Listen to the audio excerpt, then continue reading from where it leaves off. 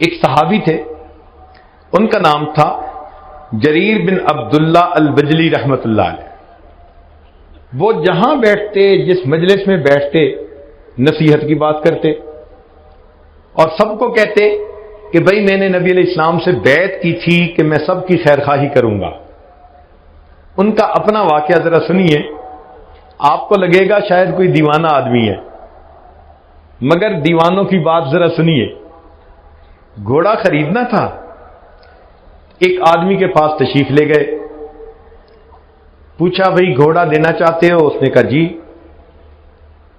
کتنی پرائس؟ اس نے کہا جی میں 300 دینار میں یہ گھوڑا دے دوں گا۔ آپ نے گھوڑے کو دیکھا، فرمایا کہ نہیں، تجھے اندازہ نہیں، تیرا گھوڑا زیادہ قیمتی ہے۔ اب گاہک خود مالک کو کہہ رہا ہے کہ تیرا گھوڑا زیادہ قیمتی ہے۔ اس نے کہا اچھا آپ 400 دے دیں۔ پھر گھوڑے کو دیکھا، فرمایا نہیں نہیں، یہ اس سے بھی زیادہ قیمتی گھوڑا ہے، تجھے اندازہ نہیں ہے۔ وہ حیران، اس نے کہا اچھا جی پھر 500 دینار دے دیں۔ آپ نے پھر گھوڑے کو دیکھا، فرمانے لگے کہ نہیں، میری اسیسمنٹ یہ ہے کہ یہ اس سے بھی زیادہ قیمتی ہے۔ اس نے کہا جناب 600 دے دیں۔ فرمانے لگے بھئی میں سچ بات کہوں کہ میری اسیسمنٹ اس سے بھی زیادہ۔ اس نے کہا 700 دینار دے دیں۔ آخر پر فرمایا کہ مال تو تیرا ہے، مگر تجھے اپنے مال کی ویلیو کا صحیح اندازہ نہیں، میں تیرا نقصان نہیں کرنا چاہتا، میں تجھے وہ پیسے دوں گا جو میرا دل گواہی دے گا کہ اس کے ہونے چاہیے۔ چنانچہ 300 دینار مانگنے والے بندے کو 800 دینار دے کر انہوں نے گھوڑا خریدا۔ کوئی سوچ سکتا ہے کہ اتنی خیر خواہی تھی ایک دوسرے کی؟ آج کے دور میں تو کسٹمر چاہتا ہے کہ بغیر پیسوں کی چیز لے جاؤں، اور جو مالک ہوتا ہے وہ چاہتا ہے کہ چیز دیے بغیر اس کی جیب کا پیسہ نکال لوں۔ یہ آج کل کی تجارت ہے۔ مگر نبی علیہ الصلوۃ والسلام نے خیر خواہی کا جذبہ دیا، اور اس خیر خواہی نے ایسا معاشرہ جنم دیا، ایک دوسرے کو اپنے اوپر ترجیح دینے والے، ایک دوسرے کے ساتھ خیر کا معاملہ کرنے والے۔ چنانچہ مشہور واقعہ ہے کہ جنگ یرموک میں ایک صاحب بہت زیادہ پیاسے ہیں اور آخری لمحے میں ہیں، اور وہ کہتے ہیں العطش، پیاس، سخت گرمی تھی۔ ان کے چچا زاد بھائی، ان کے پاس مشک تھی، وہ مشک لے کے پہنچے کہ ان کو پانی پلائیں۔ جب ان کو پانی پلانے لگے تو اتنے میں کسی دوسری طرف سے آواز آئی العطش، پیاس۔ تو انہوں نے اپنا منہ بند کر لیا اور سر ہلا کر اشارہ کیا کہ دوسرے کو پلاؤ۔ وہ دوسرے کے پاس گئے، اس کو پانی پلانے لگے تو تیسری طرف سے آواز آئی، انہوں نے بھی منہ بند کر لیا۔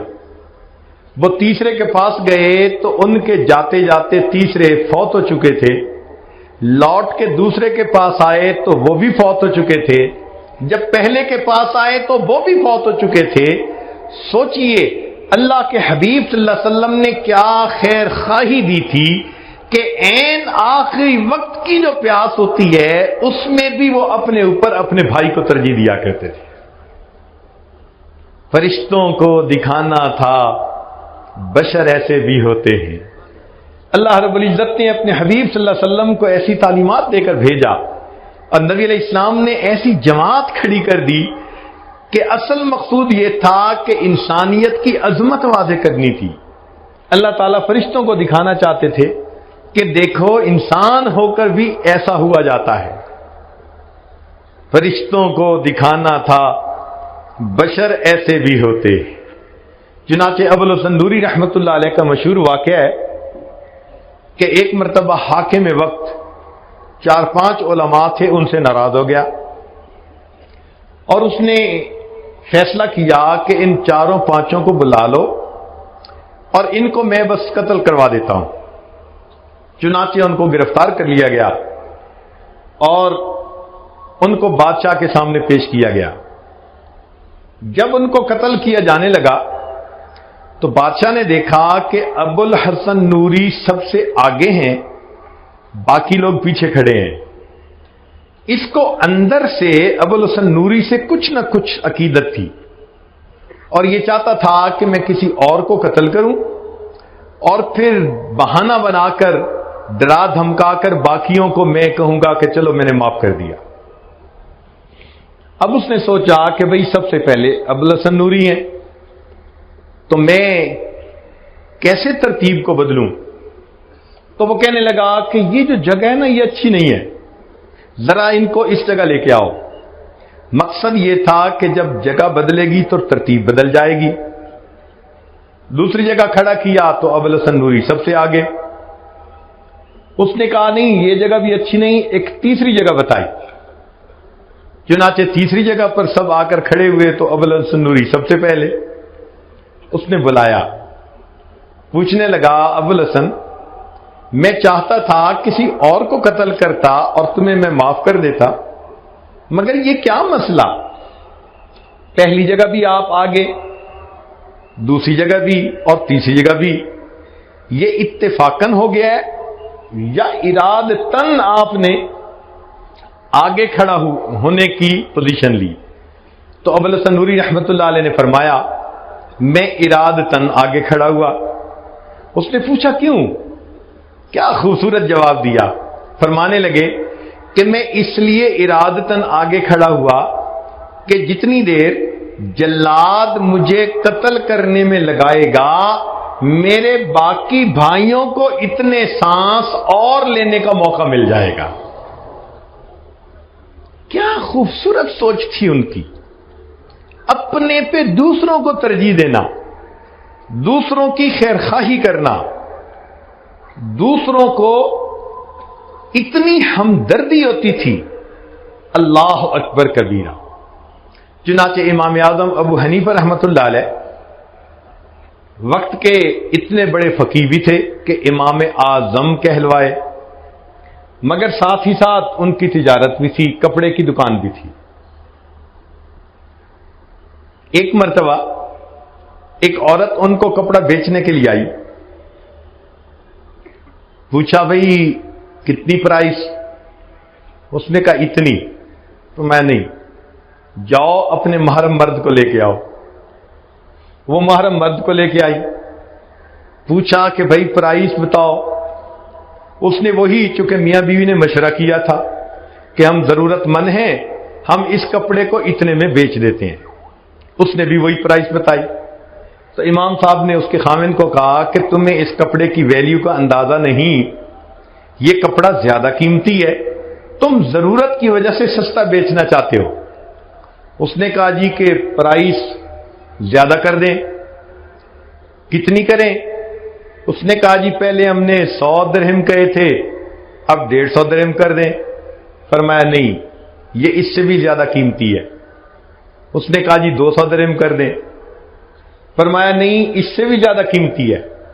آپ اندازہ لگائیے کہ 100 درہم میں جو کپڑا وہ بیچنا چاہتے تھے، امام اعظم رحمت اللہ علیہ نے اس کو 300 درہم میں خریدا، اور خریدتے وقت فرمایا میرا کانشیس کلیئر ہے کہ میں نے کسی بندے کو دھوکہ دے کر چیز نہیں خریدی۔ اللہ اکبر کبیرہ۔ یہ کیسے حضرات تھے جو کسی کا برا چاہتے ہی نہیں تھے، سوچتے ہی نہیں تھے کہ کسی کا برا ہو، کسی کا نقصان ہو، وہ ہر ایک کا فائدہ چاہتے تھے۔ چنانچہ امام اعظم ابو حنیفہ رحمۃ اللہ علیہ ایک مرتبہ عصر کے قریب اپنی دکان بند کر کے گھر آ رہے ہیں، ایک صاحب سے ملاقات ہوئی۔ اس نے پوچھا نعمان آج دکان جلدی بند کر دی، پہلے تو مغرب کے وقت بند کرتے تھے، آج ظہر کے بعد ہی بند کر دی؟ فرمان لگے ہاں آج میں نے ظہر کے بعد بند کر دی۔ وجہ کیا ہے؟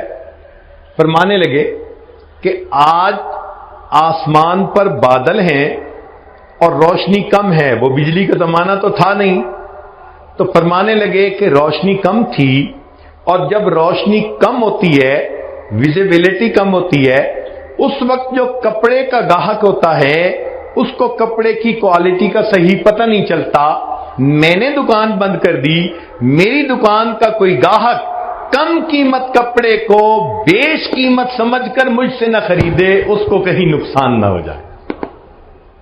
اللہ اکبر کبیرہ۔ آپ سوچئے کہ ایسے بھی تجارت ہوا کرتی تھی جب ہم صحیح معنوں میں مسلمان تھے۔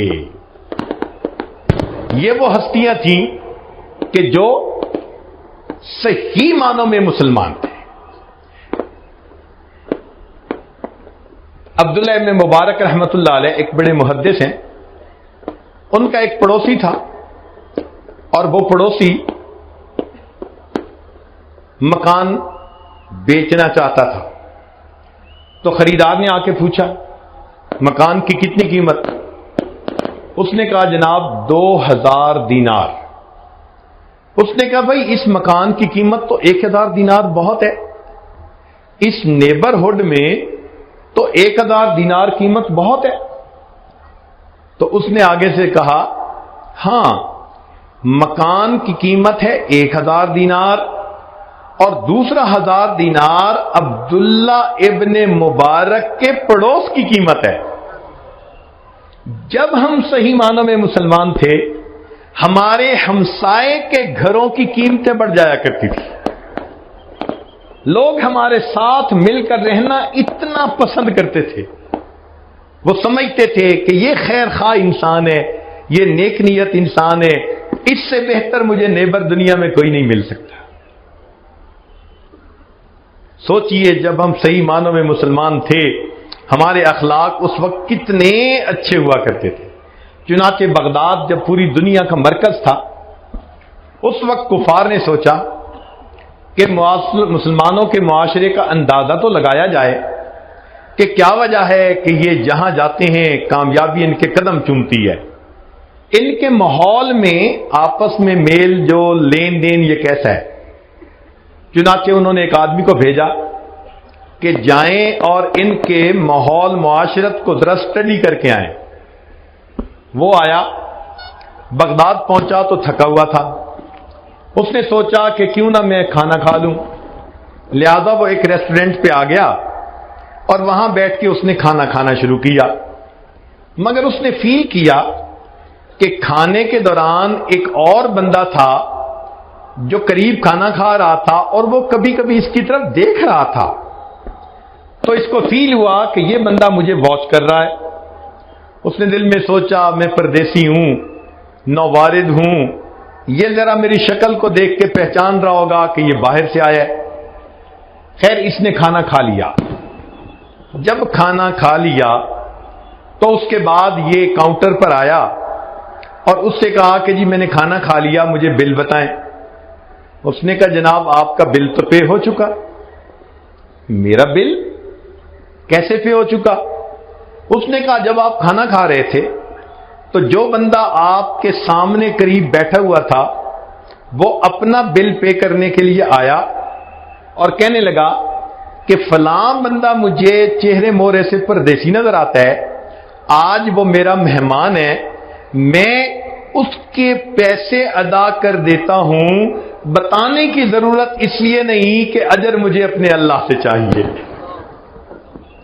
وہ حیران کہ اچھا یہ اتنے بھی خوش اخلاق لوگ ہوتے ہیں کہ انسان کے کھانے کی قیمت ادا کر دیتے ہیں اور شکریہ کا لفظ بھی سننا پسند نہیں کرتے کہ ہم نے تو اللہ سے اجر لینا ہے۔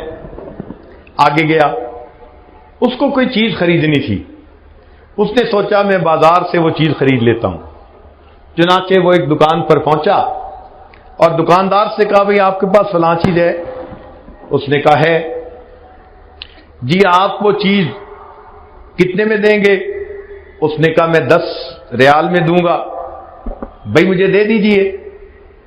کہنے لگے آپ ذرا میرے ساتھ کوآپریٹ کریں، سامنے جو دکاندار ہے نا آپ اس کے پاس چلے جائیں، یہی چیز آپ کو اتنی ہی پرائس میں وہاں سے مل جائے گی۔